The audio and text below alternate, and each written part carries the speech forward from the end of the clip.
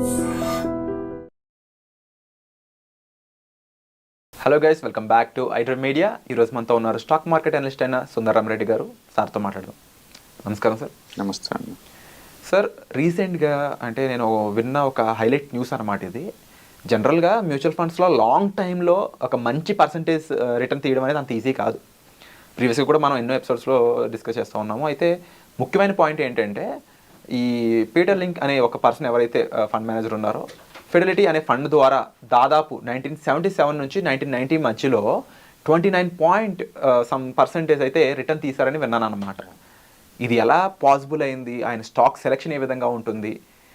Next ఈ range percentage అనేది ఇంత డ్యూరేషన్లో కుదురుతుందా? ప్రపంచవ్యాప్తంగా మనం చూసుకున్నట్లయితే హైయెస్ట్ రిటర్న్స్ జనరేట్ చేసిన వాళ్ళలో అంటే మోర్ దెన్ 10 years కనుక మనం చూసుకుంటే అంటే పీటర్ లించ్ ఆల్మోస్ట్ టాప్ 10లో ఉంటారండి. ఆయన ఫిడెలిటీస్కి ఫండ్ మేనేజర్గా వర్క్ చేశారు. ఆల్మోస్ట్ 29 years వరకు యావరేజ్ రిటర్న్స్ 29%. అంటే వరల్డ్లోనే టాప్ 10లో ఉంది ఆ పొజిషన్. ఓకే, అంతగా రిటర్న్స్ జనరేట్ చేశారు అనమాట. అది కూడా very long time, almost 28 years దాకా జనరేట్ చేశాడు. అందుకని పీటర్ లించ్ మెథడ్స్ చాలా పాపులర్ వరల్డ్ వైడ్గా. ఆయన ఎలా స్టాక్స్ పిక్ చేశాడు, ఎలాంటి ఫండమెంటల్స్ వాడాడు, ఆయన ఫార్ములాస్ ఇప్పటికీ చాలా ఫేమస్ అనమాట. ఆయన ఎక్కువసార్లు తీసుకున్న పద్ధతి ఏంటంటే, బిజినెస్ నీకు అర్థం కాకుండా దాంట్లో ఇన్వెస్ట్ చేయొద్దు అంటాడు. ఒక బిజినెస్లో నువ్వు ఇన్వెస్ట్ చేసేటప్పుడు ఆ బిజినెస్ ఏంటో తెలుసుకొని అందులోనే ఇన్వెస్ట్మెంట్ చేయమన్నాడు. It's a common sense investment అనమాట.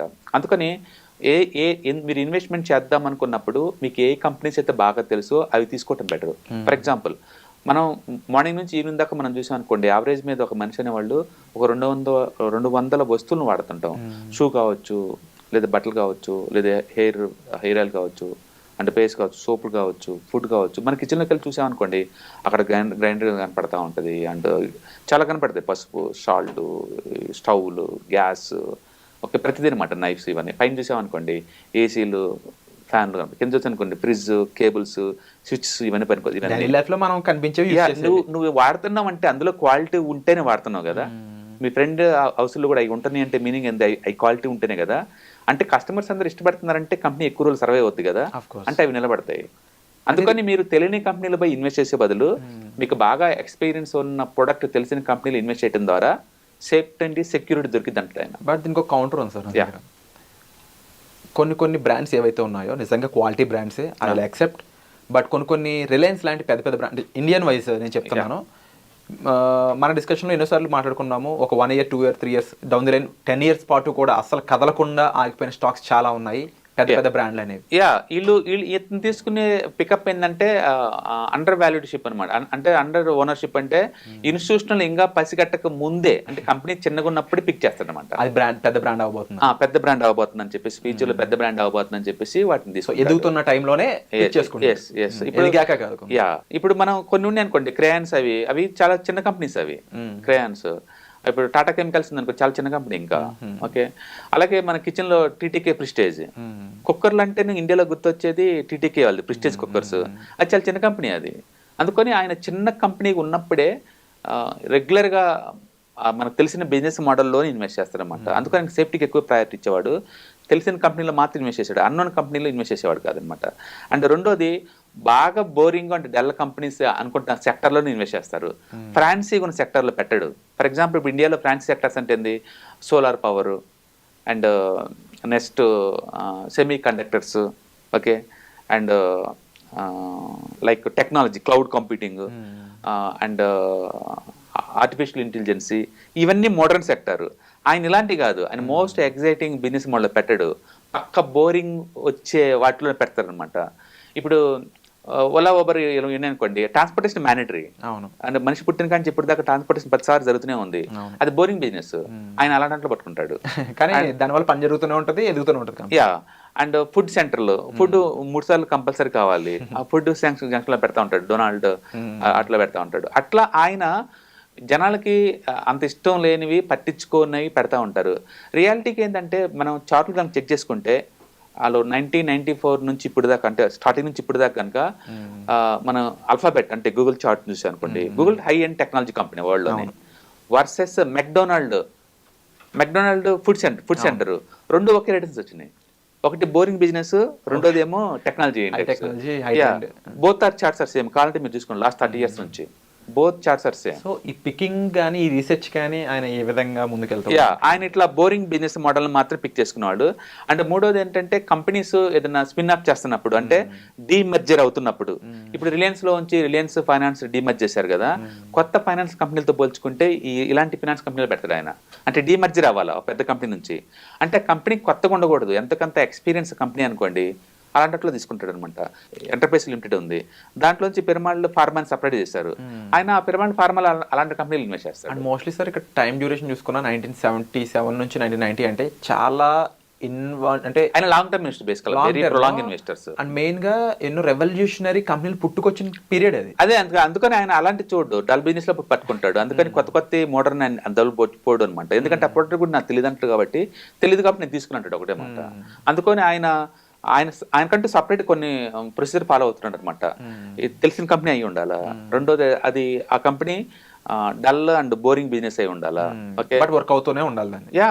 డల్ అండ్ బోరింగ్ అనుకోండి, ఎగ్జాంపుల్ ఇప్పుడు కార్పెట్ క్లీనింగ్ ఎక్కడ పర్మనెంట్ బిజినెస్ లో అవన్నీ, ఏటీఎం సెంటర్లు పర్మనెంట్ బిజినెస్ లో అవన్నీ, మిల్క్ బోత్ పర్మనెంట్ బిజినెస్ లో అవన్నీ ఎక్కడ పోతే చెప్పండి తరతరాలు ఉంటాయి. ఈ బోరింగ్ అవును, ఇట్స్ బోరింగ్ పార్కింగ్ ప్లేస్ కానీ వాటికి ఎండ్ అంటూ లేదు. అట్లా అనమాట, అట్లాంటి అనమాట. రెండోది ఈ స్పిన్ ఆఫ్ అయిన కంపెనీస్ కొంటాడు, అంటే డీమర్జర్ అవుతున్న కంపెనీ మీద ఫోకస్ ఎక్కువ చేస్తాడు. ఎందుకంటే అవి ఒక్కసారి ఏంటంటే అండర్ వాల్యూకి వచ్చేస్తుంటాయి అనమాట. అందుకని వాటి వాల్యూ ఫైండ్ అవుట్ చేసిన దాకా ఆయన ఉంచుకుంటాడు అనమాట. అందుకని డీమర్జరింగ్ అయ్యే కంపెనీలు మాత్రం ఇన్వెస్ట్ చేస్తుంటాడు, దాన్ని స్పిన్ అప్ అంటారు అనమాట.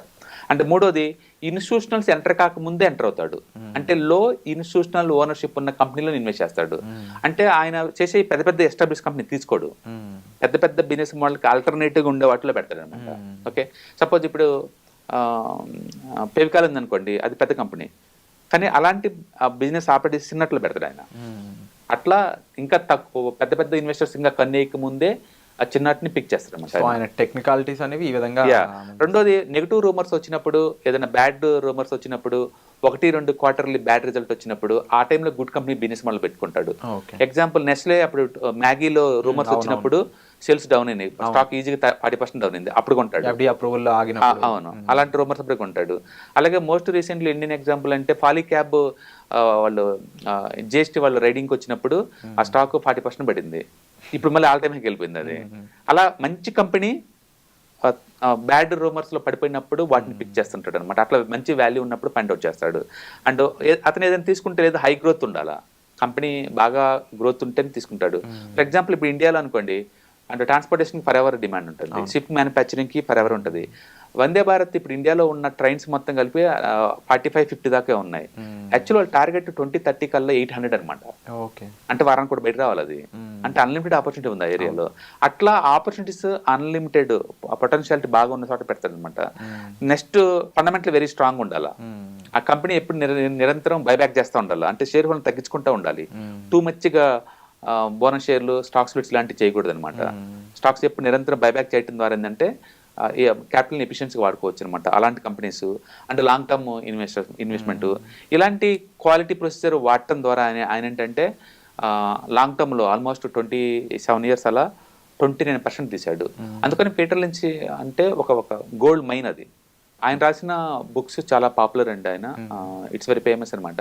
అందుకని ఆయన మెథడాలజీస్ చాలా పాపులర్. చాలా మంది ఫండమెంటల్ అనలిస్టులు అందరూ ఏంటంటే ఆయన ఏ మెథడ్స్ లో మనీ మేక్ చేసిన వాటిని స్కానర్ లో పెట్టేసి అండ్ స్టాక్స్ తీస్తూ ఉంటారు అనమాట. పర్టికులర్ గా బోరింగ్ బిజినెస్ మోడల్, లో ఇన్స్టిట్యూషనల్ ఓనర్షిప్ ఉన్నప్పుడు అండ్ అన్లిమిటెడ్ పొటెన్షియాలిటీ ఉన్న స్టాక్స్ ని అండ్ బ్యాడ్ న్యూస్ ఉన్నప్పుడు పట్టుకోవటం ద్వారా ఆయన ఎక్కువ రిటర్న్ జనరేట్ చేశాడు. ఇప్పటికీ అది గోల్డెన్ స్టాండర్డ్. ఐ థింక్ మనం అందరూ ఫాలో అవ్వాల్సిన, నేర్చుకోవాల్సిన ఎన్నోవి ఆయన బుక్స్ ద్వారా నేర్చుకోవాలని నేను కూడా అనుకుంటున్నాను. Thank you so much for sir ఇలాంటి కేస్ స్టడీ తీసుకొచ్చాను. హాయ్. ప్రస్తుతం ఉన్న ప్రపంచంలో ఫైనాన్షియల్ లిటరసీ అనేది ఎంత ఇంపార్టెంటో అందరికీ ఇప్పటికే అర్థమై ఉంటుందండి. సో స్టాక్ మార్కెట్కి వచ్చేసరికల్లా ఇది చాలా అప్ అండ్ డౌన్స్ అవుతూ ఉంటాయి. మార్కెట్ చాలా వాలటిలిటీ ఎక్కువ ఉంటుంది.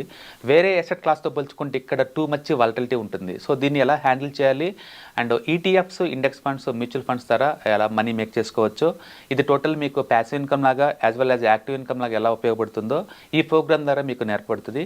కాబట్టి ఇంట్రెస్ట్ ఉన్న పార్టిసిపెంట్స్ ఈ కింద రోల్ అవుతున్న నెంబర్కి పింగ్ చేసుకొని సీట్స్ బుక్ చేసుకోండి. Thank you.